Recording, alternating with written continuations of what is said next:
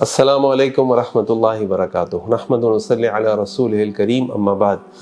آج کی گپ شپ میں ایک بڑا اہم موضوع ہے اور محرم کے متعلق ہے۔ ہم سب جانتے ہیں، دیکھتے ہیں کہ محرم کے دنوں میں لوگ مختلف قسم کے معاملات کرتے ہیں۔ کوئی ماتم کر رہا ہے، کوئی مجلسیں کر رہا ہے، کوئی لوگوں کو کھانے کھلا رہا ہے، کوئی کچھ کر رہا ہے، کوئی کچھ کر رہا ہے۔ اور اگر آپ سنت مطہرہ اور شریعت کو اسٹڈی کریں تو آپ دیکھیں گے ان میں سے کسی بھی چیز کا حکم اللہ تعالیٰ نے قرآن میں اور اللہ کے نبی صلی اللہ علیہ وسلم نے احادیث مبارکہ میں نہیں دیا۔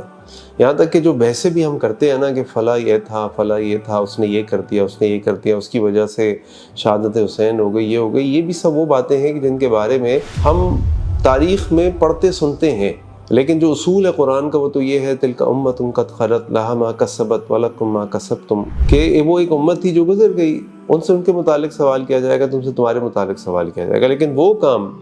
جس کا نبی کریم صلی اللہ علیہ وسلم نے خاص طور پہ حکم دیا کہ اس محرم کے مہینے میں کرنا ہے، خاص طور پر 10 محرم کو کرنا ہے، جو آپ بھی کرتے تھے، وہ ہے روزہ رکھنا۔ اللہ کے نبی صلی اللہ علیہ وسلم کی حدیث آپ نے فرمایا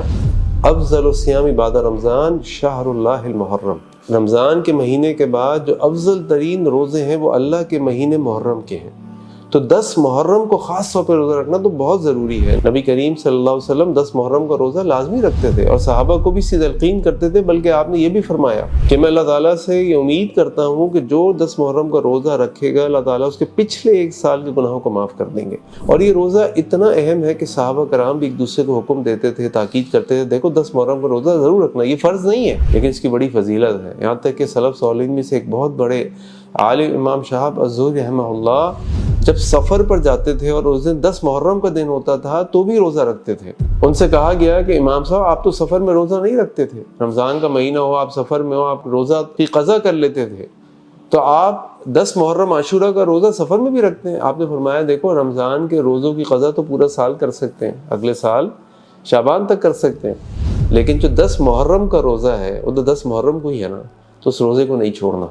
اتنی تاکید تھی۔ تو یہ 10 محرم کا دن آنے والا ہے، اس کی قدر کیجئے،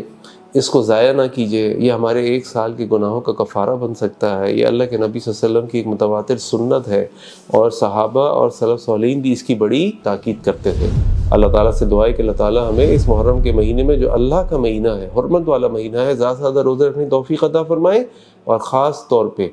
عاشورہ کا روزہ رکھنے کی توفیق عطا فرمائے۔ اس کے ساتھ اگر آپ 9 محرم کو بھی روزہ رکھ لیں تو نور علی نور ہے، اور یہ اللہ کے نبی صلی اللہ علیہ وسلم نے بھی فرمایا تھا حدیث میں کہ اگر اگلے سال میں زندہ رہا تو میں یوم التاسع یعنی 9 محرم کا روزہ رکھوں گا۔